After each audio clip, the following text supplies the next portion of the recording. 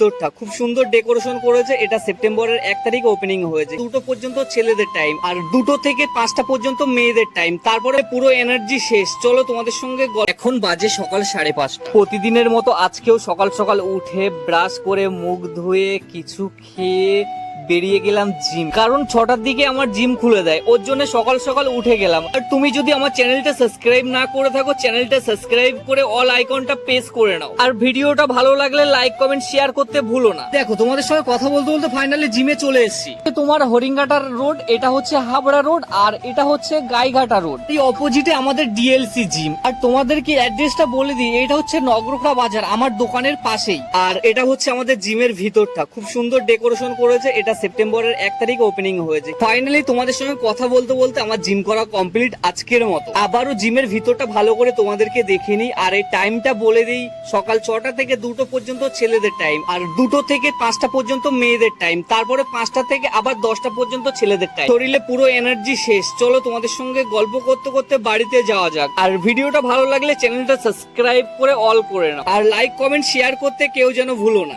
আর চলো, এতদিন তো জিম করলাম, তা শরীরে কিছু পরিবর্তন হয়েছে কিনা সেটা দেখা যাক। তা মনে হচ্ছে কিছু তো পরিবর্তন হয়েছে। আমার জীবনে 2টো স্বপ্ন, এক বডি বানানো আর এক ইউটিউবার হওয়া। আমাকে একটু সাপোর্ট করো সবাই। চলো, অনেক বডি দেখিয়েছি, এবার কিছু খাওয়া যাক। তা খাওয়ার ভিতরে কি কি আছে সেটা তোমাদেরকে বললাম না, তোমরা দেখেই বুঝতে পারছো।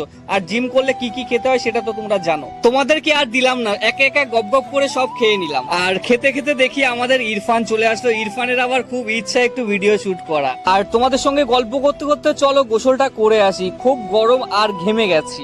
আর আজকে সকালবেলা এত সুন্দর একটা আবহাওয়া ছিল। আর যে যে গ্রামকে ভালোবাসো একটু কমেন্টে জানাবে। তো গাইজ, এটাই ছিল আমার ভিডিওটা ভালো লাগলে লাইক কমেন্ট শেয়ার, চ্যানেলটা সাবস্ক্রাইব করে অল করে নিও। Tata, love you, bye. SR সাহিলকে সবাই সাপোর্ট করো।